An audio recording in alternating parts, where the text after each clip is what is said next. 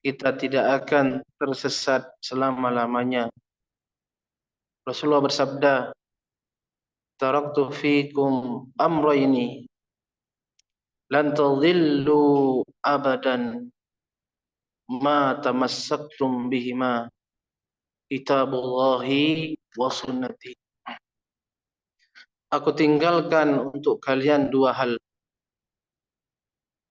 Tidak akan tersesat kalian selama-lamanya selama berpegang teguh dengan keduanya, yaitu kitabullah Al-Quran dan sunnahku, sunnah-sunnah Nabi Sallallahu Alaihi Wasallam.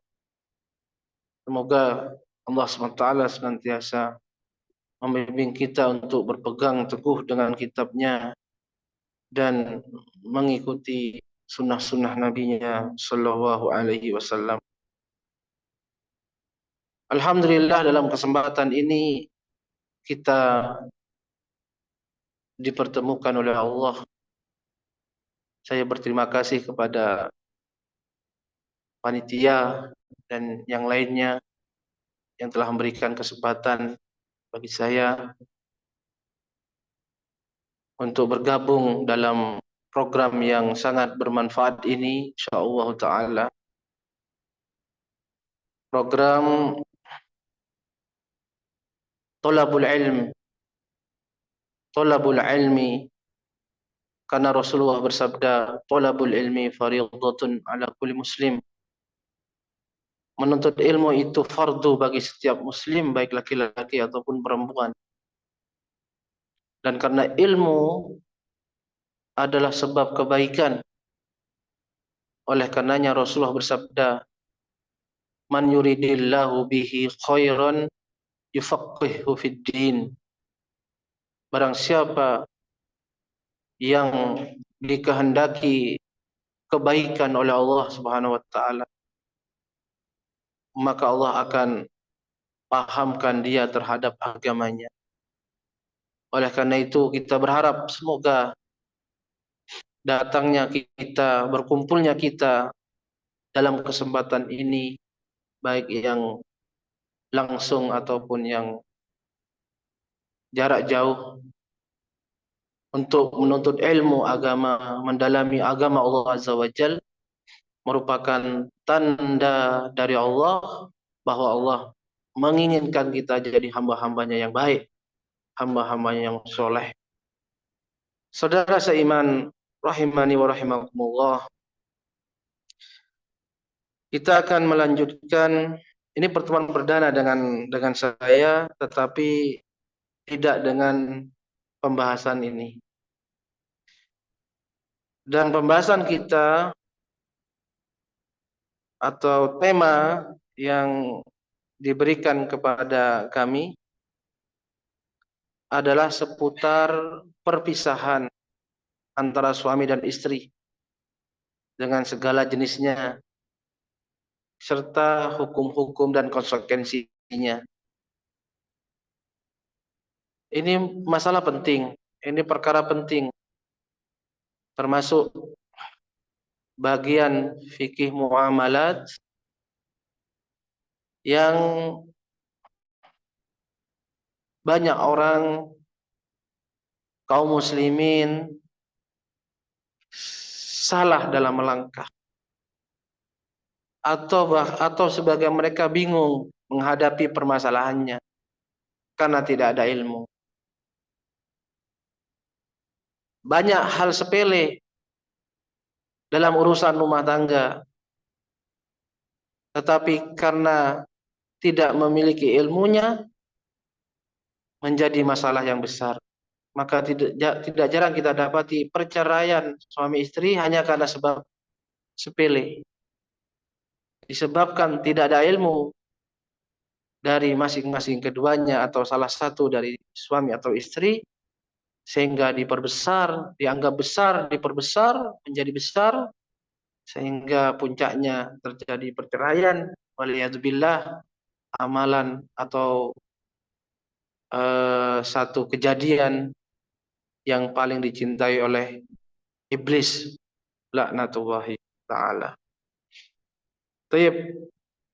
Dari kitab ini, yaitu kitab Al-Fiqhul Muyassar, pembahasan tentang perpisahan antara suami istri itu masuk dalam bab ketiga dari kitab nikah dan diawali dengan pembahasan khulu'. Biasanya di kitab-kitab yang lain itu diawali dengan perceraian, cerai, perceraian, khulu'. Nanti juga jenis-jenis yang lain, ada perceraian karena ila, karena li'an.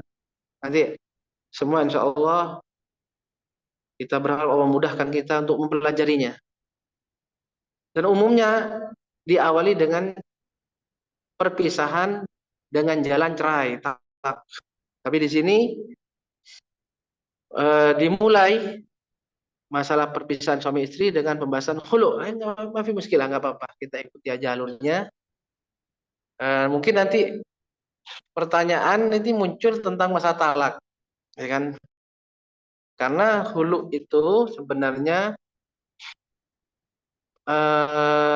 lanjutan dari talak. Makanya saya sendiri pas baca kitab ini masih bingung. Kenapa belum tahu apa alasan kenapa khulu dulu kemudian talak. Sementara yang saya pahami khulu itu adalah lanjutan daripada talak. Jadi talak harus dipahami dulu baru kemudian khulu. Karena ketika membahas khulu masuk di situ talak. Tapi ketika membahas talak tidak khulu. Itu yang saya pahami, ya kan?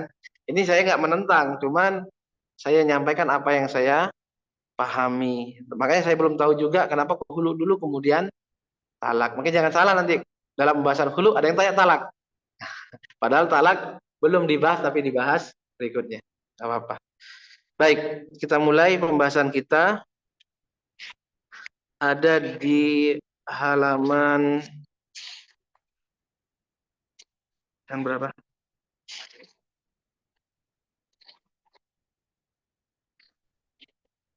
Nah ini.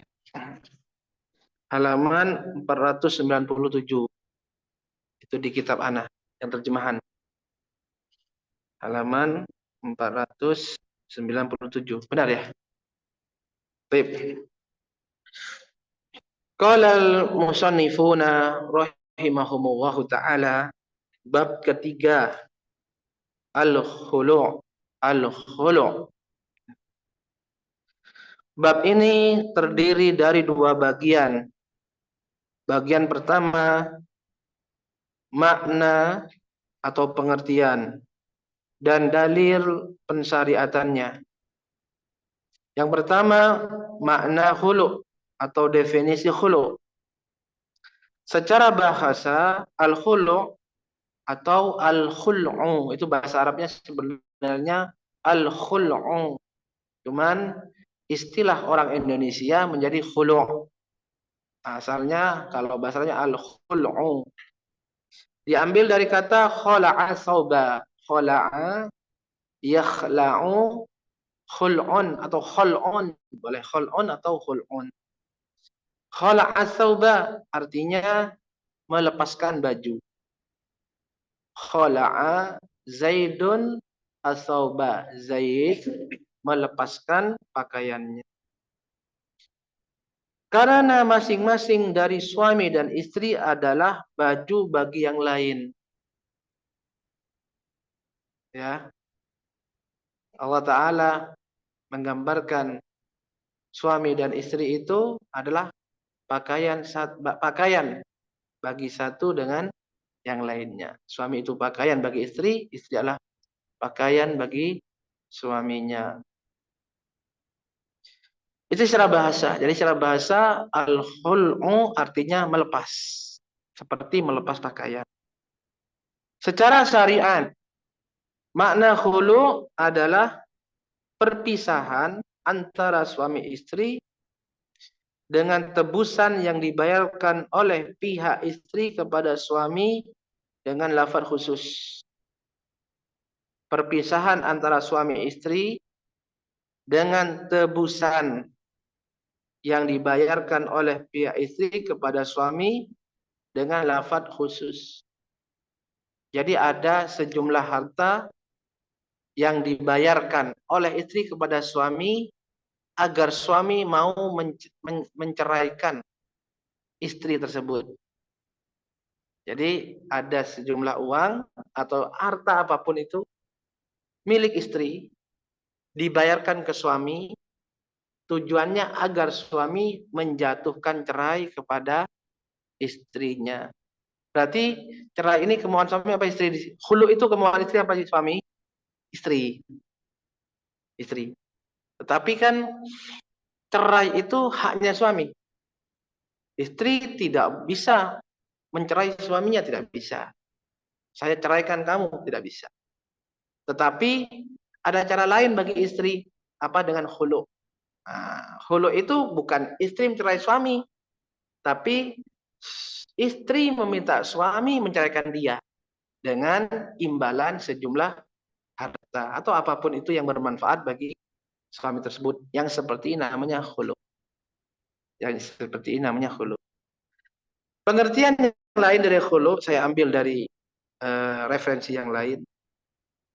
Yakni wuqu'ul furqah baina az-zawjaini biridahima wa bi'audhin dafa'aha az-zawjatu li zawjiha. Terjadinya perpisahan suami istri dengan keridhaan keduanya. Jadi dua-duanya sama-sama ridho. Dan dengan sebuah atau sejumlah harta, sejumlah tebusan yang dibayarkan istri kepada suaminya, yang diberikan istri kepada suaminya. Jadi keduanya nanti sama-sama ridho. Meskipun awalnya kan tidak ridho suami, yang mau cerai istrinya, yang mau berpisah suami istrinya. Awalnya suaminya tidak ridho. Kemudian diberilah sejumlah harta sehingga istri suaminya menerimanya, lalu suami menceraikan istri dengan keridhoannya. Sehingga keduanya berpisah dengan sama-sama ridho di antara keduanya. Nah, itu pengertiannya. Tentang pengertian dapat dipahami insya Allah. Nah, di sini mungkin dari sini saja bisa muncul pertanyaan. Khulu itu perpisahan dengan istri membayar kepada suami agar menceraikan dia. Cerai sendiri apa kan gitu kan? Cerai sendiri itu apa? Belum kita bahas, dibahas pada poin berikutnya. Nah, seandainya ini menurut saya, persepsi saya kan, dari buku-buku yang lain itu biasanya cerai dulu. Seandainya cerai sudah dipelajari sebelumnya, tidak mungkin muncul pertanyaan masalah cerai. Karena cerai sendiri banyak pembahasannya. Baik, saya lanjutkan. Pensyariatan khulu. Pensyariatan khulu. Jadi khulu itu salah satu syariat Islam. Salah satu syariat Islam. Dan syariat Islam tidak dikatakan syariat, tidak dianggap syariat kecuali ada dalilnya. Apa dalilnya? Khulu itu disyariatkan berdasarkan firman Allah Subhanahu wa taala, "Fa in khiftum alla yuqima hududallahi fala junaha 'alaihima fi maftadat bih." Fa in khiftum, apabila kalian takut. Kalian itu di sini suami, para suami. Apabila kalian takut atau khawatir alla yuqima hududallah, maksudnya apa? Bukan suami. Bisa suami, bisa wali, bisa hakim. Apabila kalian khawatir. Keduanya suami ini tidak bisa menjalankan batasan-batasan Allah. Artinya kalau kalian para wali, para hakim melihat dan takut kalau pernikahan lanjut terus berjalan, gitu kan? Pernikahan ini terus ada, justru mereka tidak akan bisa menunaikan kewajiban-kewajibannya kepada Allah Subhanahu wa taala. fala junaha alaihima fi maftadat bi. Fala junaha alaihima, maka tidak mengapa bagi keduanya. Tidak ada dosa bagi keduanya fi maftadat bi, pada apa yang dibayarkan oleh istri, oleh istri. Iftadat tidak kata fidyah. Fidyah itu artinya tebusan. Jadi seolah-olah khulu itu istri membayar kepada suami untuk mentalaknya sebagai tebusan untuk dirinya sendiri. Yang tadinya dia kan diikat dengan pernikahan. Ketika diikat dengan pernikahan, dia itu milik suaminya. Milik suaminya. Dia diikat pernikahan antara walinya dengan suami, itu mengikat tali pernikahan sebelumnya. Jadi istri terikat jadi milik suami. Maka satu sisi kalau suami nggak mau, nggak suka, suami boleh melepaskannya dengan kehendak suami. Ini namanya talak cerai namanya. Nah, di sini kadang-kadang yang khawatir akan dengan keberlanjutan pernikahan itu akan merusak, melanggar hukum-hukum Allah, hanya istri saja. Maka di sini istri ada cara dengan khulu, yaitu membayarkan uang, menebus dirinya dari suaminya agar suaminya menceraikan. Jadi yang dibayarkan kepada suami itu Allah Ta'ala mengungkapkannya dengan kata fidyah, yaitu sebagai barang tebusan untuk menebus dirinya. Itu dalil yang pertama. Jadi di sini ayat Al-Quran menjelaskan tentang adanya khulu tersebut. Meskipun tidak dengan menggunakan khulu, tapi ini maksudnya adalah khulu. Istri menebus dirinya dari suaminya agar suaminya menceraikannya. Dan berdasarkan hadis Ibnu Abbas radhiyallahu anhuma, anna imra'ata Thabit bin Qaisin atan Nabiyya sallallahu alaihi wasallam, bahwa istri Thabit bin Qais menemui Nabi sallallahu alaihi wasallam, faqalat, lalu berkata, ya Rasulullah, wahai Rasulullah, Thabit bin Qais ma a'tibu alaihi fi khuluqin waladin. Thabit bin Qais ini aku tidak membenci, mempermasalahkannya dalam urusan akhlak dan agama. Bagus akhlaknya, bagus agamanya. Walakinni akrahul kufra fil Islam. Tetapi aku takut melakukan kekufuran di dalam Islam. Kekufuran di dalam Islam. Apa maksudnya kok kufur dalam Islam? Maksudnya lah kufur nikmat suami. Kufur nikmat suami. Bukan kufur keluar dari Islam. Karena kalimatnya kufur fil Islam.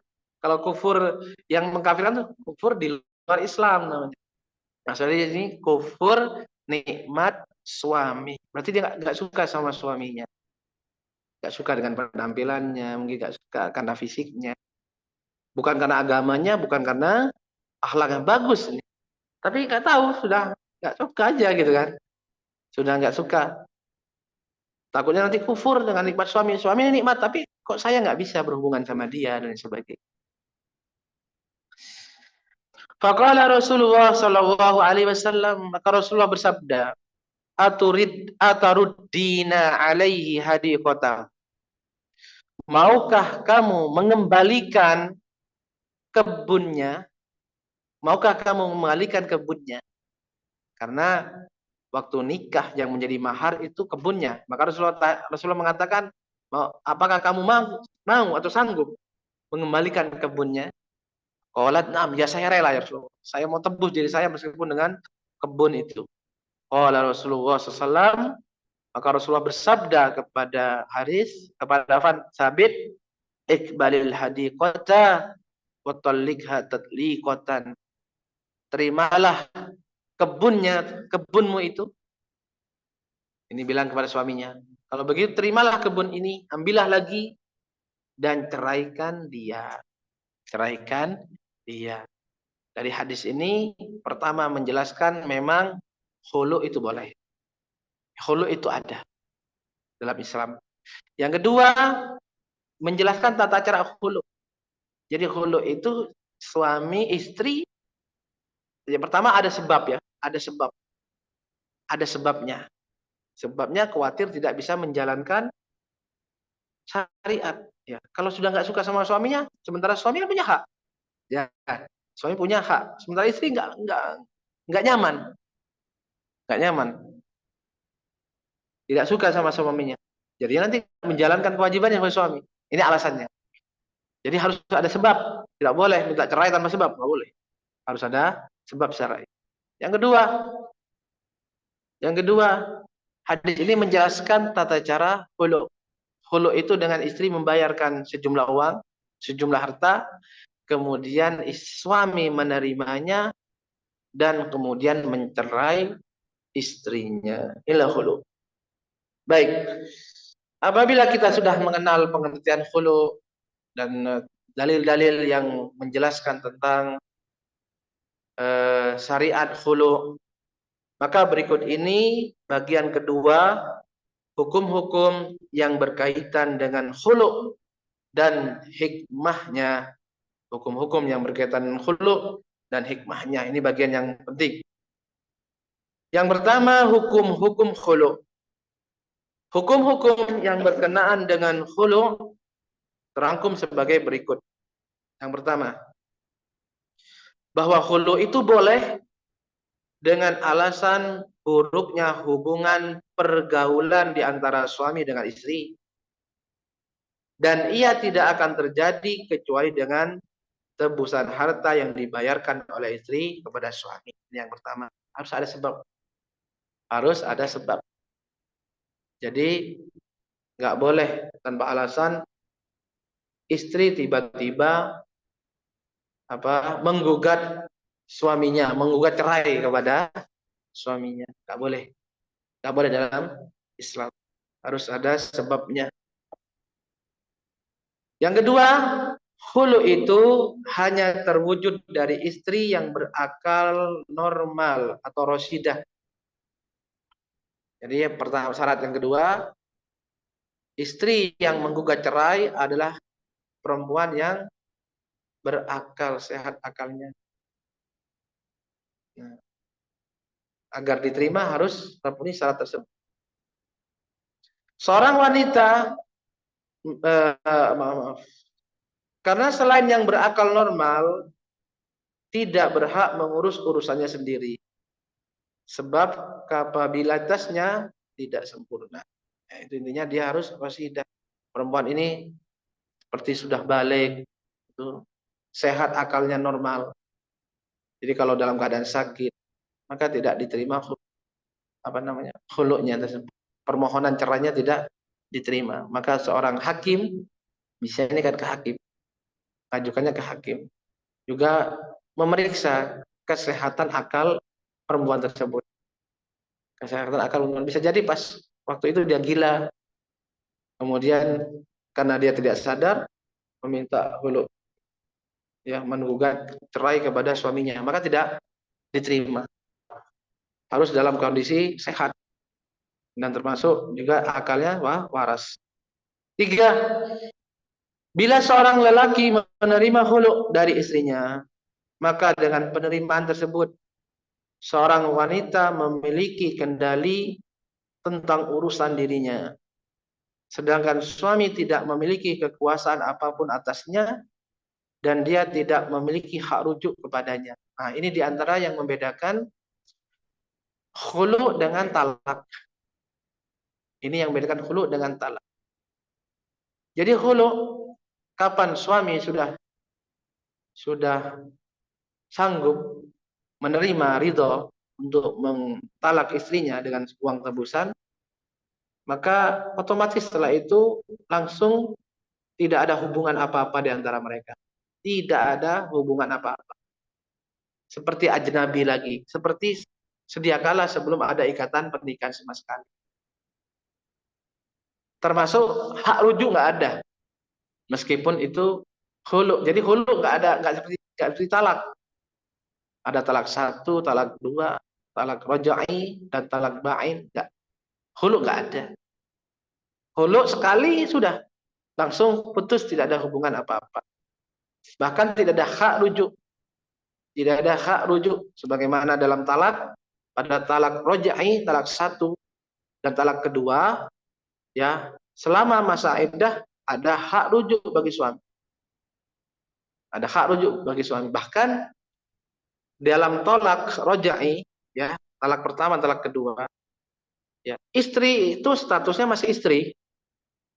Istri itu statusnya masih istri sampai habis masa iddahnya, gitu. Dan selama masa iddah dalam talak roja'i, suami berhak memiliki hak rujuk. Nah, meskipun istri nggak ridho kalau suami bilang rujuk, rujuk. Gitu. Dan istri tetap harus tinggal di rumah suami. Dan mereka halal segala sesuatu kecuali hubungan suami istri. Itu dalam tolak roja'i. Tapi dalam khulu tidak. Kapan khulu telah terjadi, sudah selesai semuanya. Tidak ada apa-apa di antara mereka. Tidak ada hak rujuk bagi suami, tidak ada. Nah, adapun iddahnya pun berbeda. Dalam masalah iddah apakah, mungkin ada yang bertanya, apakah wajib iddah bagi perempuan dalam khulu? Para ulama berbeda pendapat. Jelas wajib, wajib ya. Tapi berapa lama?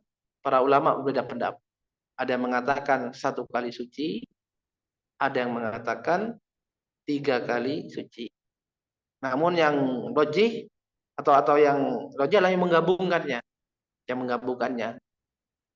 Apa itu? Untuk perempuan yang berpisah dengan suaminya karena khulu, dengan kita bahasnya karena khulu, iddahnya boleh yaitu 1 kali suci, ya, 1 kali suci, dari suci ke haid begitu, atau dan lebih afdol, lebih selamat dari khilaf kalau dia melakukannya 3 kali suci. Jadi sekali aja cukup. Karena tujuannya hanya satu, apa? Membersihkan rahim, memastikan rahim sudah bersih. Dan itu sudah cukup dengan 1 kali haid. Karena kalau sudah haid, sudah pasti rahim itu kosong.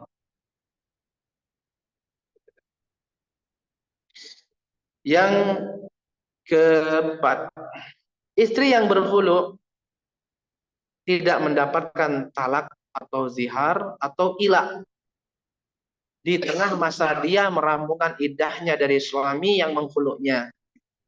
Karena dengan khulu dia menjadi wanita asing bagi suami. Ini lanjutan dari pembahasan tadi. Ya, karena setelah khulu itu otomatis langsung sudah nggak ada hubungan apa-apa, maka tidak ada rujuk, tidak ada ilah, tidak ada dihar. Ini pembahasan kita nanti. Ilah, dihar, pembahasan kita nanti. Karena ilah, dihar itu dilakukan suami kepada istri. Sementara pada khulu langsung nggak ada hubungan suami istri. Beda sekali lagi dengan tadi tolak roja'i. Jadi sekali lagi ya kawan, tolak roja'i itu ada masa iddah. Iddahnya adalah, saya mungkin terlalu tergesa-gesa tapi nggak apa-apa, min babil faedah. Iddahnya itu 3 kali suci, ya, 3 kali suci. Waktu diceraikan dia suci nih, haid suci, haid suci. Nah, selama masa iddah ini perempuan tersebut statusnya masih istri, mereka statusnya masih suami istri. Nah, maka dan di antara kewajiban istri ketika itu tinggal di rumah suaminya, kecuali memang ada hajah, sudah saling benci dan lain sebagainya. Tapi pada asalnya tetap tinggal sama suami. Dan suami wajib menafkahi, suami masih wajib menafkahi. Boleh melayani suami, boleh, ya kan, nyiapkan kopi, ngobrol boleh. Cuman yang nggak boleh hubungan suami istri. Karena kalau sudah hubungan sama istri dianggap rujuk, meskipun nggak ngomong. Nah, jadi nanti kita bahas masa rujuk. Rujuk itu ada dengan ucapan, dengan perbuatan. Dan hubungan suami istri itu dianggap perbuatan menunjukkan sudah ada rujuk. Baik, yang keenam, haram atas suami menyakiti istrinya dan menghalangi hak-haknya. Oh ya. Nah, haram bagi suami menyakiti istrinya dan menghalangi hak-haknya sehingga istri terpaksa khulu berdasarkan firman Allah Subhanahu wa taala, "Wala ta'dhuluhunna litadhhabu bi ba'di ma ataitumuhunna illa ayyatina bi fahishatin mubayyinah." Dan janganlah kalian menyusahkan mereka. Janganlah kalian, wahai para suami, menyusahkan istri-istri kalian. Karena hendak mengambil kembali sebagian dari apa yang telah kalian berikan kepadanya. Terkecuali bila mereka melakukan perbuatan keji yang nyata. Jadi suami itu sengaja dia. Ini biasanya orang yang istrinya banyak ini. Istrinya banyak. Dia sebenarnya juga tidak suka sama istri ini. Kita bicara salah satu istrinya. Sebenarnya dia nggak suka, sudah nggak suka. Cuman dia tidak mau menceraikannya secara cuma-cuma. Nah, dia tidak mau menceraikannya secara cuma-cuma. Dia ingin istri ini memberikan sesuatu pada dia atau mengembalikan mahar yang pernah dikasihkan. Jadi dulu maharnya besar. Nah, maka dibuatlah istri nggak nyaman. Dia nggak nyaman, dibuat nggak nyaman. Harapannya apa? Agar suami ini nanti menggugat cerai. Kan kalau dia yang menggugat, dia harus bayar. Nah, itu harapan. Yang seperti ini tidak boleh. Tidak boleh suami dengan sengaja menyakiti, tidak membuat istri tidak nyaman. Tujuannya agar istri mengajukan khulu, itu tidak boleh. Kecuali bila apa tadi? Para istri ini melakukan perbuatan keji yang nyata, maka boleh dilakukan seperti itu. 7. Dibenci bagi istri dan diharamkan baginya meminta khulu dari suaminya sementara kehidupan keduanya dalam keadaan baik-baik dan tanpa sebab yang menuntutnya. Ini sudah saya isyaratkan tadi. Di antara alasan, jadi pertama tidak boleh tanpa alasan. Artinya boleh kalau ada alasan. Seperti apa alasannya? Suaminya cacat fisik, sementara istri tidak sanggup hidup bersamanya. Nah, ini di antara sebab. Ustaz, suami saya cacat, tapi nggak apa-apa, saya nggak mau pisah sama dia. Nggak apa-apa, silakan. Tapi seandainya Anda minta, boleh. Boleh. Tapi kalau Anda rela tetap dengan suami itu silakan. Itu baik. Silakan Anda beribadah dengan sabar terhadap suami dengan apa adanya. Tapi kalau seandainya Anda bilang saya nggak kuat, nggak bisa saya. Saya masih normal, saya masih muda, masih sehat. Saya harus menikah lagi, saya mau beribadah dengan cara menikah. Silakan. Itu juga boleh. Karena alasannya alasan syar'i, boleh. Karena di antaranya tadi suaminya tidak sanggup, suaminya cacat. Sehingga membuat istrinya tidak sanggup lagi hidup dengan suaminya.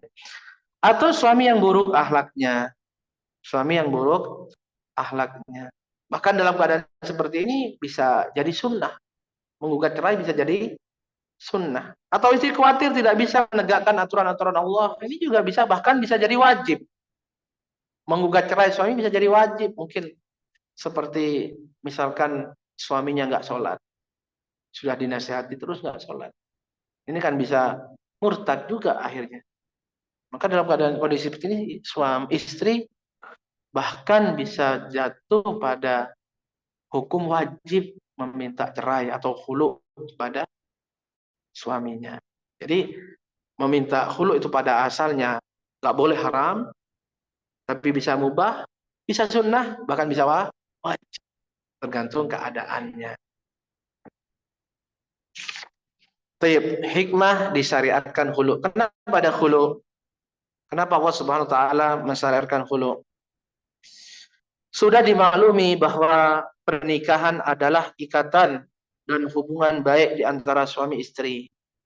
Tidaklah kita menikah, ya, tidaklah suami laki-laki dan perempuan itu hubungan pernikahan kecuali tujuannya adalah kehidupan yang nyaman, penuh kasih sayang, ya, penuh cinta. Allah Ta'ala berfirman, "Wa min ayatihi an khalaqalakum min anfusikum azwajan litaskunu ilaiha wa ja'ala bainakum mawaddatan wa rahmah." Dan di antara tanda-tanda kekuasaan Allah ialah Dia menciptakan untuk kalian istri-istri dari jenis kalian sendiri, sama-sama manusia. Istri kita sama dari manusia. Supaya kalian cenderung dan merasa tentram kepadanya. Yaitu kecintaan, cenderung, kasih sayang. Dan Dia menjadikan di antara kalian rasa kasih sayang. Ini tujuan daripada pernikahan. Saling condong ya, antara satu dengan yang lain. Ya, suami dan istri saling condong, menyukai, mencintai, sehingga saling memberi kasih sayang di antara keduanya. Ini tujuan utama pernikahan. Maka ketika ini tidak terjadi, terus apa faedahnya nikah? Nah, ini tidak ada. Maka apa faedahnya pernikahan? Maka disebut di sini, ini adalah buah pernikahan. Lalu bila makna ini tidak terwujud, artinya tidak ada kasih sayang di antara kedua belah pihak, atau tidak ditemukan rasa cinta dari suami saja. Jadi suaminya tidak ada cinta dari si suami. Suaminya tidak menyukai istrinya, tidak ada cinta kepada suami, sudah garing, kering sudah. Sehingga hubungan memburuk dan tidak ada pengobatannya, maka suami diperintahkan agar melepas istrinya dengan baik, yang disebut dengan talak. Ini kalau dari sisi suami. Ya, tidak ada cinta dari satu sisi, yaitu sisi suaminya saja. Ya, sebenarnya istrinya masih sayang, ingin mempertahankan, tapi suaminya udah nggak bisa. Maka ada syariat berupa talak. Suami punya hak untuk mencerai istrinya. Berdasarkan firman Allah Ta'ala, "Fa'imsakum bima'ruf." Pertahankanlah pernikahanmu dengan cara yang baik. Au tasrihum biihsan, atau ceraikanlah biihsan, juga dengan cara yang baik. Artinya perceraian itu disyariatkan dalam Islam. Ketika melihat perceraian itu adalah yang terbaik. Lalu bila ditemukan cinta dari pihak istri, maksudnya tidak ditemukan nih, bukan ditemukan, tidak ditemukan. Kalau tadi dari pihak suami nggak ada cinta, sekarang lalu kalau cinta itu tidak ada dari pihak istri, bukan suami, di mana istri membenci perangai suami atau membenci kekurangan dalam agama suaminya, tak sholat, gitu kan, nggak mau taat kepada Allah, selalu bermaksiat, suka minum khamar dan sebagainya, atau khawatir dosa karena tidak menunaikan hak-haknya, ya kan? Karena dia tidak suka sama suaminya, dekati suaminya langsung senang, gitu. Sudah pengen muntah aja, nggak bisa pokoknya berhubungan dengan suami. Maka dia takut tidak bisa menunaikan kewajibannya terhadap suami. Maka dalam kondisi ini istri boleh meminta berpisah. Istri boleh meminta kepada suami untuk berpisah. Bahasa kita menggugat cerai gitu. Dengan uang tebusan yang dibayarkan kepada suami. Caranya. Inilah khulu. Dengan firman Allah Subhanahu wa taala tadi, fa in khiftum alla yuqima hududallah fala junaha alaihima fi maftadat bih.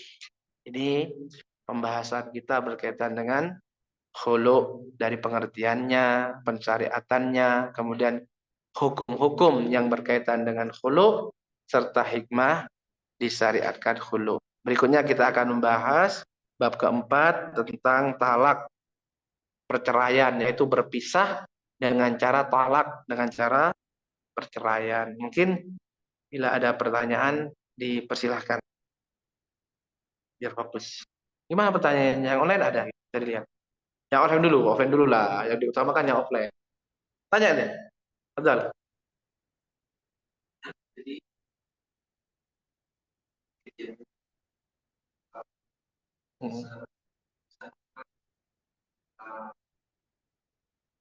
Mahar. Baik. Apakah ada pertanyaan kaitan dengan tebusan, ya, fidyah atau tebusan. dalam khulu yang dibayarkan istri kepada suaminya agar menceraikannya itu ada batasan enggak? Para ulama berbeda pendapat. Yang jelas ya, yang jelas itu sesuai dengan keridhaan suami. Sesuai dengan keridhaan suami. Hanya batasannya ada yang berpendapat tentang maksimal dan minimalnya. Ada yang mengatakan minimal itu adalah senilai mahar.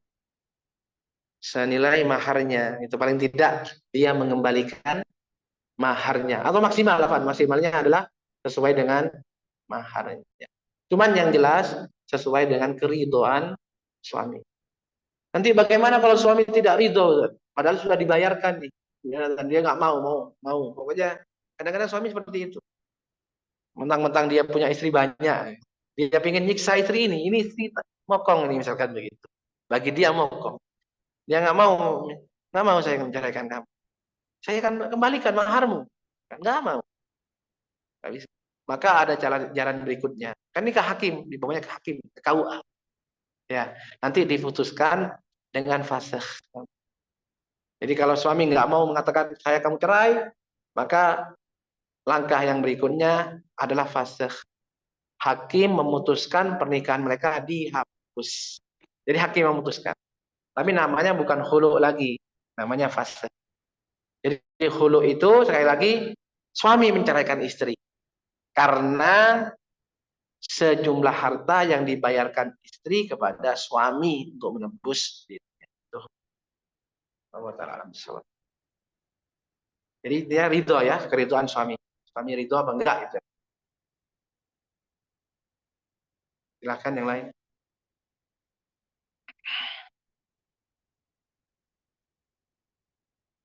Ya, silakan.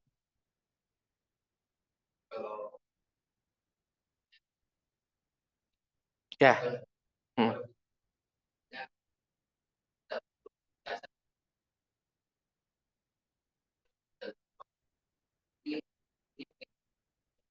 Betul. Baik. Kaitan dengan khulu dijelaskan dalam khulu tidak ada rujuk. Dalam khulu tidak ada rujuk. Bagaimana kalau seandainya di satu waktu berikutnya mereka ingin kembali? Ternyata istri menyesal, ya kan? Ternyata enakan zamannya dia. Ternyata dipikir-pikir lagi yang salah ini saya. Nah, mungkin begitu ya. Atau ternyata setelah dia tahu sebab yang membuat dia hulu itu ternyata fitnah dan sebagainya ya. Jadi menyesal intinya. Tapi jarang seperti ini. Anda yang terjadi. Bagaimana? Apakah boleh kembali lagi? Jawabannya boleh. Caranya bagaimana? Menikah lagi. Caranya menikah lagi. Namanya menikah ya harus ridho antara suami dan istri, ada walinya, ada sahidnya, ada saksinya, ada maharnya. Bedanya dengan rujuk apa? Rujuk nggak ada, nggak usah apa. Rujuk itu suami bilang saya kamu rujuk selesai. Atau tiba-tiba diam-diam atau hubungan suami istri itu sudah rujuk. Nah, itu bedanya. Wallahu taala alam bisawab. Mudah-mudahan ini jawabannya.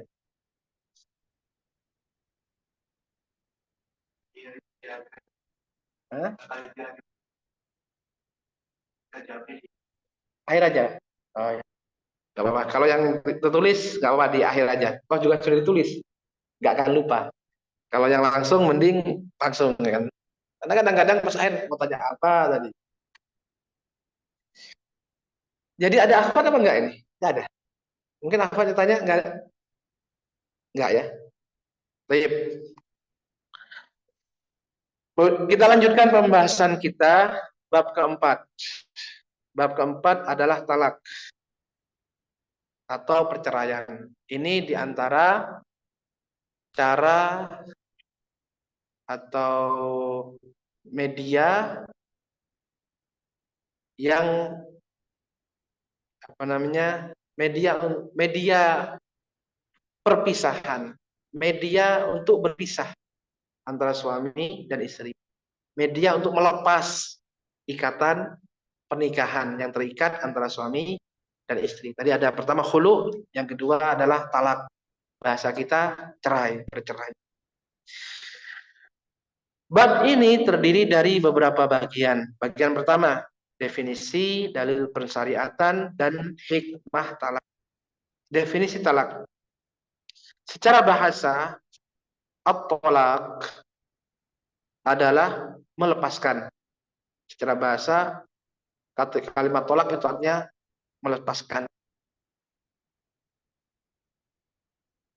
Dikatakan tolakotin nakotu.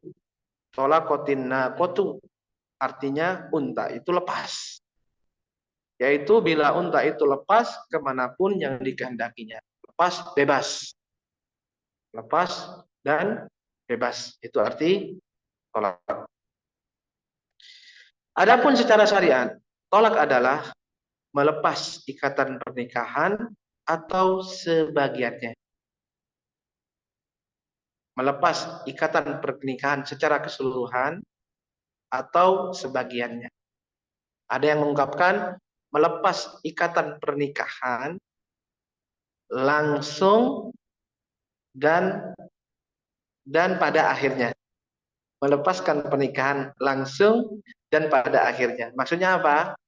Maksudnya adalah ada tolak roja'i dan tolak bain. Jadi melepas ikatan pernikahan secara keseluruhan itu tolak bain. Talak 3 langsung. Itu bain. Karena setelah talak 3 langsung nggak ada hubungan apa-apa. Sudah kayak bukan mahram lagi. Adapun sebagian maksudnya adalah tolak roja'i. Karena pada tolak roja'i itu ketika jatuh talak 1 dan 2 itu tolak roja'i, itu statusnya masih suami istri.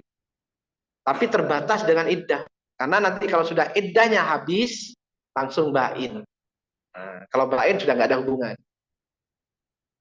Jadi misalkan, saya contoh nih, suami menceraikan istrinya hari ini misalkan.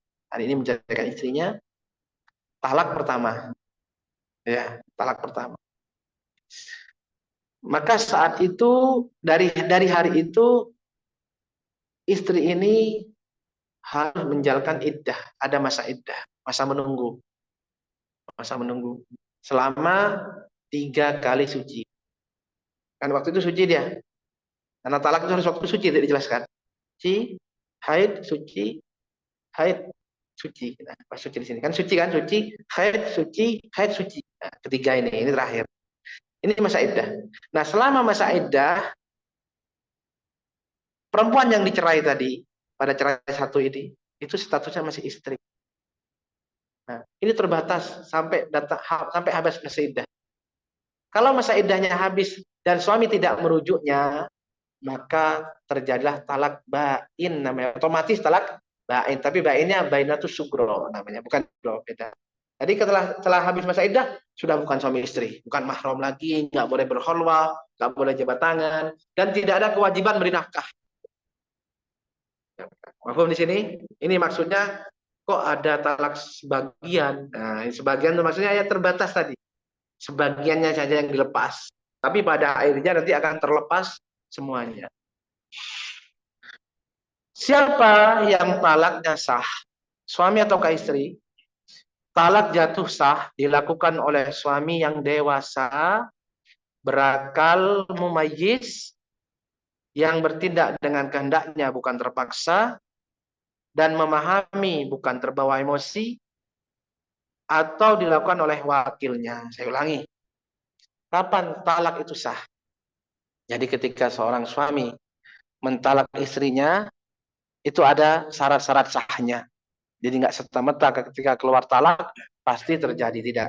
Siapa dia? Suami tersebut sudah dewasa. Sudah dewasa. Kalau anak belum. Anak-anak menikah saat, iya kenapa tidak? Ya, antum aja yang telat. Antum aja yang telat. Ya. Dulu biasa dinikahkan oleh orang tuanya. Rasulullah menikahi Aisyah, Aisyah masih anak-anak. Ya, masih 6 tahun, masih anak-anak. Sudah biasa. Orang-orang tua kita banyak nikah muda. Saya kemarin ini saya Rifki, tahu Rifki itu di pojok stay itu ada bengkel kan Rifki, bengkel bengkel ban. Nah, itu kan kerja bapak ini kan sama anak-anak besar. Itu anak-anaknya besar-besar itu. Wah, besar-besar anaknya pak katanya. Saya memang berapa? Saya 45 tahun. Anaknya udah gede-gede, ada 25 tahun. Duh, ini kamu berapa? Saya dulu nikah umur 17 apa gimana? Wah, umur 17 udah nikah nih yang laki-laki ini. Nah, istri lebih muda lagi istrinya. Sudah nikah.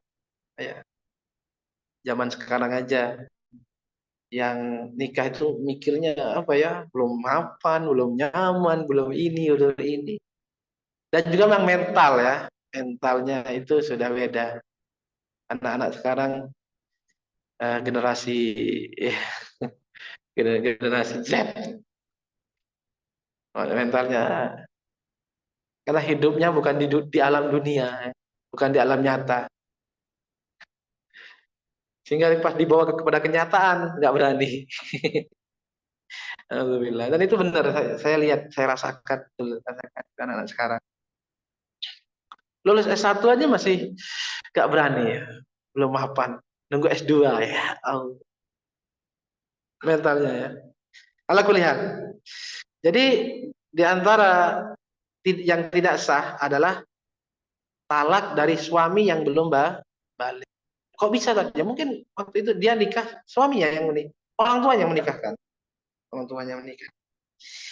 Berakal, ya berakal. Jadi tidak sah talak dari seorang yang gila, seorang gila. Jadi suami istri mungkin satu waktu suaminya gila, kemudian mencerai istrinya, maka tidak sah. Kaget juga deh ya. Kalau itu sah, kaget juga.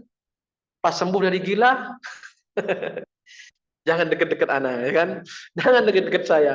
Kamu sudah mentalak saya waktu kamu gila. Kaget dia. Protes nanti dia. Kan saya gila waktu itu, saya nggak sadar kan gitu ya. Makanya tidak sah. Karena dia tidak sadar apa yang dia ucapkan. Mumayyiz. Juga mumayyiz ini walaupun dewasa kadang-kadang orang itu nggak ngeh gitu kehidupannya, kurang sadar dengan apa yang dia ucapkan karena sakit dan sebagainya. Yang bertindak dengan kehendaknya bukan dipaksa. Jadi kalimat talak seorang laki-laki kepada istrinya karena dipaksa tidak sah. Harus dengan kehendaknya, pilihan sendiri. Memahami bukan terbawa emosi. Memahami bukan terbawa emosi. Karena marah sekali sehingga dia mentalakkan istrinya, mentalak istrinya. Nah, kalau dia mentalaknya dan dia tidak sadar, saking marahnya sampai menutup akalnya, keluar lafaz talak tanpa dia sadari, maka talak itu tidak sah. Tidak sah. Kalau ada yang bertanya, berarti kalau talak karena malah tidak sah? Tidak juga. Tidak juga. Tidak sah itu ketika marahnya memuncak sampai dia tidak sadar apa yang dia ucapkan. Tapi kalau dia sadar apa yang dia ucapkan, meskipun dia marah, tetap sah. Ya kan? Bahkan kalau kita bilang, kalau seandainya talak dengan marah itu tidak sah, maka tidak ada talak mungkin. Mana ada orang mentalak istrinya dalam keadaan senang-senang aja. Talak itu dilakukan suami biasanya kalau pas marah, ya kan, pas marah. Masa lagi ngobrol enak-enak, ya kan, kita lagi bahas bagaimana anak-anak kita nanti sekolah di mana. Tahu suaminya saya talak kamu, enggak mungkin. Lagi masih lagi marah, lagi marah. Nah, tetapi yang tidak sah itu ketika apa? Ketika lafaz itu keluar dan suami tidak sadar dengan apa yang diucapkan. Saking marahnya. Ini orang kalau marah banget itu kan buntu. Akalnya sudah buntu, nggak berpikir sama sekali sudah. Makanya ketika suami menceraikan istri dalam keadaan marah ditanya, apakah kamu sadar waktu mengatakan cerai itu atau tidak? Nah, kalau dia sadar, memang itu dia inginkan untuk dia ucapkan, talaknya jatuh sah. Talaknya sah. Tapi kalau dia nggak sadar, masa sih? Enggak, perasaan saya tidak pernah mengatakan cerai. Nah, berarti dia ucapkan tanpa kesadarannya. Ketika itu talak tidak sah. Atau dilakukan oleh wakilnya. Dia mewakilkan orang lain, boleh. Boleh diwakilkan kepada orang lain. Dia menyampaikan talaknya kepada istrinya, ya, minta tolong kepada orang lain.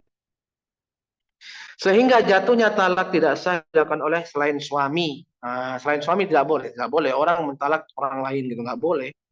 Ya, seperti contoh misalkan, ada nggak ada mungkin begini. Saya kalau menikahi dia, saya talak dia. Ketika itu dia sudah menikah belum? Belum, maka tidak terjadi.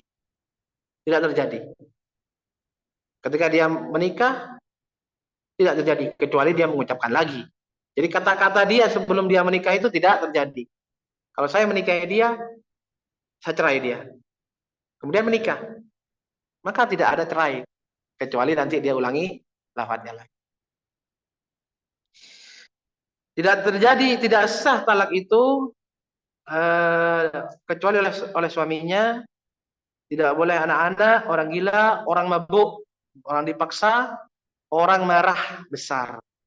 Orang marah besar yang tidak menyadari apa yang diucapkan. Nah ini, marah besar yang tidak menyadari apa yang dia ucapkan. Jadi bukan karena marahnya ya, tapi karena dia tidak menyadari apa yang dia ucapkan. Maka orang marah tapi sadar apa yang diucapkan tetap sah. Pensyariatan talak. Tujuan asal dalam pernikahan adalah melanggengkan kehidupan rumah tangga antara suami istri. Sungguh Allah telah mensyariatkan hukum-hukum yang banyak dan adab-adab yang beragam di dalam pernikahan dalam rangka kelangsungannya dan menjamin kelanggengannya. Hanya saja bahwa adab-adab tersebut terkadang tidak dijaga oleh kedua belah pihak atau salah satunya. Nah, ini isyarat bahwasanya suami istri harus mengerti, harus paham dan menjalankan rambu-rambu Allah SWT. Adab-adab dari Allah SWT agar langgeng pernikahannya tersebut. Agar langgeng pernikahan tersebut. Munculnya keinginan untuk bercerai itu tak lain pasti suami istri atau salah satunya telah melanggar rambu-rambu itu. Itu sudah bisa dipastikan. Maka siapa yang ingin pernikahannya langgeng, pelajari, pahami dan jalankan aturan-aturan Allah Subhanahu wa taala. Niscaya Allah Taala akan menolongnya. Akibatnya terjadi pertikaian meruncing di antara keduanya hingga tidak menyisakan lahan untuk perdamaian. Tidak ada jalan lagi untuk damai. Maka ini mengharuskan adanya peletakan hukum-hukum yang mengatur proses perceraian dengan tidak menyanyiakan hak kedua belah pihak manakala sarana-sarana hubungan baik di antara keduanya sudah hilang. Jadi memang talak ini jalan terakhir. Jalan terakhir ketika sudah tidak bisa dipertahankan hubungan ini. Kalau dipertahankan hanya mafsadah dan mafsadah, tidak ada maslahat sama sekali. Maka baru jalan terakhir adalah perceraian. Di mana perceraian mafsadahnya lebih kecil atau melihat maslahat di balik perceraian tersebut. Talak disyariatkan berdasarkan Al-Qur'an, As-Sunnah. Adapun dalam Al-Qur'an Allah berfirman, "At-talaqu marratan, fa imsakum bima'rufin aw tasrihum bi ihsan." Talak yang dapat dirujuk 2 kali. Setelah itu boleh rujuk lagi dengan cara yang ma'ruf atau menceraikannya dengan cara yang ma'ruf. Intinya Al-Quran menetapkan adanya talak. Dan Allah berfirman, "Ya ayuhan nabiyyu idza talaqtumun nisaa fatalliquhunna li'iddatihin." Wahai orang-orang yang wahai nabi, apabila kalian mentalak istri, maka talaklah mereka sesuai dengan iddahnya. Intinya di sini ada syariat talak. Sedangkan di dalam As-Sunnah, dalam hadis Ibnu Umar bahwa dia mentalak istrinya saat haid. Maka Nabi bersabda, "Liyuraji'ha." Hendaknya dia merujuk istrinya. Fa idza tahurat fa in syaa falyutallikha. Kalau nanti sudah suci dan dia mau menceraikannya, maka silahkan ceraikan. Intinya Rasulullah menetapkan dalam ajarannya, dalam umatnya adanya perceraian. Ini semua menunjukkan bahwasanya perceraian itu termasuk syariat dalam agama Islam. Hikmah pensyariatannya. Talak disyariatkan karena di dalamnya terkandung solusi untuk menangani masalah suami istri manakala diperlukan. Khususnya ketika tidak ada keharmonisan dan timbulnya kebencian yang karenanya membuat kedua belah pihak tidak mampu menegakkan batasan-batasan Allah dan melangsungkan kehidupan rumah tangga. Dan talak dengan alasan tersebut termasuk dari salah satu bukti kebaikan Islam. Bukti kebaikan Islam. Ada agama yang melarang cerai. Tidak boleh ada perceraian. Kalau sudah terikat pernikahan tidak boleh cerai. Kayaknya masalah tapi tidak. Kayaknya masalah. Karena melihat cerai itu mafsadat. Memang pada asalnya cerai itu mafsadat. Tapi dalam satu kondisi di mana hubungan pernikahan atau satu rumah tangga tidak bisa dipertahankan lagi. Maka apa solusinya? Ya cerai. Nggak bisa. Sudah nggak ketemu. Setiap hari berantem. Ya kan? Setiap hari berantem. Sudah kalau berpisah adem tenang, ketemu panas lagi, tukaran lagi. Itu ada juga ada. Baiti nari jadinya. Rumahku nerakaku sudah enak. Pulang ke rumah langsung pusing semuanya tukaran. Terus apa lagi yang dipertahankan? Ya kan? Sudah nggak ada lagi, tidak ada lagi tersisa tujuan utama dari pernikahan. Ya kecondongan satu dengan yang lain. Sakinah, mawaddah, warahmah sudah tidak ada, terus ngapain dipertahankan? Maka hakikatnya talak yang ditetapkan oleh Islam itu adalah kebaikan yang ditetapkan oleh Islam pada umat manusia. Berikutnya, hukum talak dan siapa yang berhak menjatuhkannya. Hukum asal talak adalah boleh dan mubah manakala ada hajat dan kebutuhan terhadapnya. Seperti buruknya perangai istri. Ketika melihat istri sudah buruk perangainya, nggak bisa dinasihati, dan buruknya perlakuannya. Talak dimakruhkan. Nah, tadi asalnya boleh, tapi bisa menjadi makruh bila tidak ada kebutuhan terhadapnya. Karena ia sama dengan mengakhiri pernikahan yang mengandung banyak kebaikan yang dianjurkan berupa terjaganya kemuliaan suami dan istri, mendapatkan anak keturunan dan yang lainnya. Itu kenapa kok alasannya sampai jatuh makruh. Karena kalau bercerai banyak hal yang terbengkalai, ya kan? Banyak hal terbengkalai. Kan karena banyak ibadah-ibadah yang bisa dilaksanakan sepasang suami istri yang tidak bisa dilakukan dia sebelum menikah. Banyak sekali.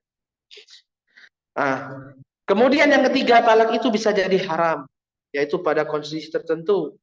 Sebagaimana akan dijelaskan tentang talak bid'ah, dan terkadang talak bisa menjadi wajib atas suami. Seperti manakala dia mengetahui kebejatan istri dan terbukti selingkuh berzina. Agar suami tidak menjadi dayus. Dayus itu membiarkan maksiat. Membiarkan istri bermaksiat padahal suami tahu. Membiarkan seorang suami, seorang kepala rumah tangga membiarkan anggota keluarganya bermaksiat padahal dia tahu. Ini dayus namanya. Dan dayus diancam tidak akan dimasukkan ke dalam surga. Sehingga dalam keadaan seperti ini suami wajib mentalak istrinya. Istrinya tetap aja berzina dan dibilangi tetap aja. Waliyatubillah. Alhamdulillah min dzalik. Nasallallahu alaihi wasallam. Maka istri seperti ini sudah tidak usah dipertahankan. Demikian juga manakala istri tidak istiqomah dalam menjalankan agamanya. Misalnya dia tidak mau sholat. Buat apa istri seperti ini? Sementara suami tidak mampu sudah meluruskannya. Ya tidak sholat dinasihati dulu. Tapi tetap ngapain? Dipertahankan. Berikutnya bagian ketiga.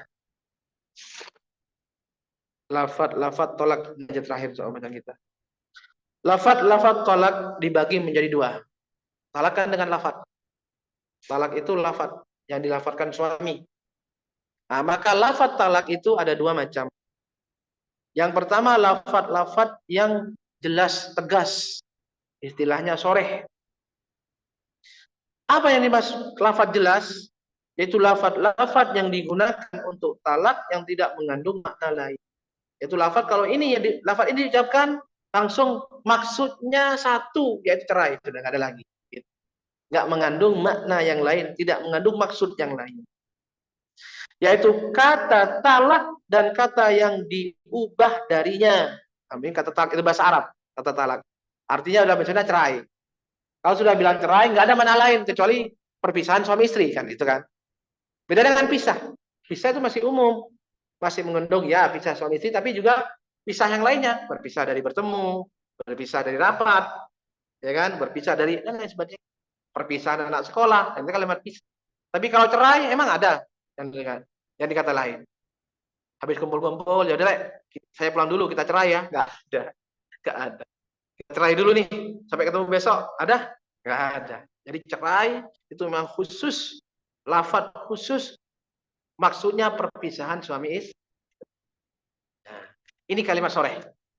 Jadi kalau kalimat sudah cerai, maka ini masuk kalimat soreh dan jelas. Adapun lafaz sindiran atau kinayah yang kedua adalah lafaz sindiran atau kinayah. Apa itu? Lafaz-lafaz yang mengandung makna talak dan juga makna selain talak. Seperti perkataan seorang kepada istrinya, kamu bebas, kamu merdeka, kamu terpisah talimu, atau kamu terpisah, talimu lepas dari pundakmu, pulanglah ke keluargamu, dan yang misalnya. Ini kalimat-kalimat ini, ungkapan-ungkapan ini, ya kan, bisa mengandung beberapa makna. Memang salah satunya makna talak, tapi juga bisa makna yang lain. Pulanglah kamu ke rumah orang tuamu. Bisa nggak diartikan cerai? Bisa. Tapi juga tidak bisa juga serta-merta diartikan cerai. Ini maknanya, ini namanya lafaz-lafaz sindiran atau lafaz-lafaz kinayah, tidak langsung. Bagaimana hukumnya? Ini. Bagaimana hukumnya lafaz soreh, tegas, jelas, dan lafaz kinayah? Perbedaan antara lafaz soreh dan lafaz kinayah dalam talak bahwa lafaz yang jelas soreh seperti kalimat cerai kalau bahasa Indonesia dapat menjatuhkan talak sekalipun pengucapnya tidak berniat talak. Sama saja dia mengucapkannya dalam keadaan serius atau bercanda atau main-main. Berdasarkan sabda Nabi Shallallahu Alaihi Wasallam, salasun jidduhunna jiddun wa huzluhunna jiddun, an-nikahu wat-talaq warja'. 3 perkara, seriusnya serius, main-mainnya serius. Maksudnya terjadi sama-sama sah, yaitu nikah, cerai, dan rujuk. Nah, kalimat ini apabila diucapkan pasti terjadi, meskipun tidak serius. Kenapa? Karena lafadznya soreh, termasuk talak. Termasuk talak. Ketika lafadznya itu soreh, maka otomatis terjadi atau sah. Kalimat cerai misalkan, seorang bilang ke suami istrinya, kamu saya cerai. Maka otomatis sah. Meskipun, dan saya cuma main-main kok, tetap jatuh. Enggak, saya cuma main biar dia kaget aja, gitu kan. Surprise aja, gitu kan. Ngagetin dia, padahal saya nggak ada niat cerai. Mana saya sayang. Tadi cuma main, tetap dihitung jatuh cerai. Jatuh cerai. Nggak boleh main-main masuk di sini. Karena ini perkara besar. Hikmahnya besar, hikmahnya besar. Pertama, biar suami nggak main-main dengan urusan cerai. Yang kedua, ya ini pemuliaan bagi istri.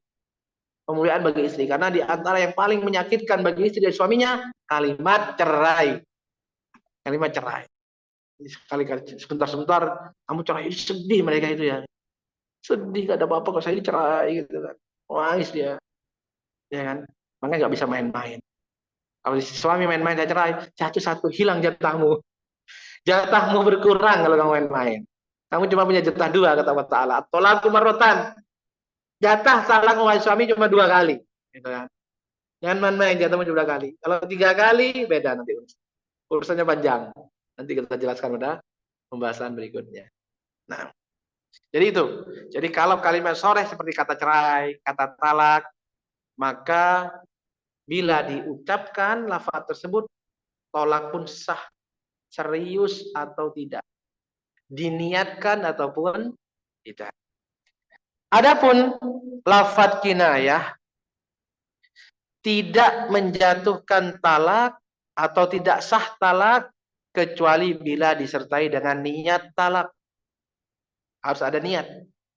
Karena lafaz-lafaz ini mengandung makna talak dan lainnya, maka ia tidak menjatuhkan talak atau tidak sah talaknya kecuali bersama niat.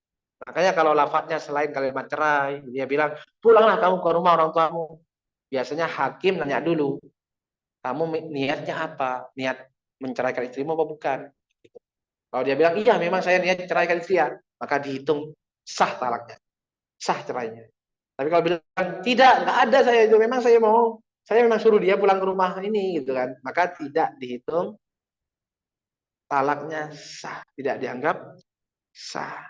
Nah, bila ditemukan indikasi korinah atau konteks yang menunjukkan bahwa pengucapkan meniatkannya, maka kata-katanya tidak dipercaya. Ini sebenarnya semuanya kembali kepada al-hakim, kepada hakim yang memutuskannya. Nanti dia tanya begitu kan. Dia tanya atau tidak sama hakim tanya. Sebelum hakim memutuskan apakah jatuh talak sekian dan sekian. Allah ta'ala bisawab. Karena ketertarikan itu betul ya. Sampai segini ya jatah. Tidak terasa sudah berjalan hampir 2 jam. Ya kan? Hampir 2 jam. Masih tinggal sekitar 15 menit. Bisa kita gunakan untuk yang lainnya, untuk sesi tanya jawab bila ada pertanyaan. Silakan. Ada tanya.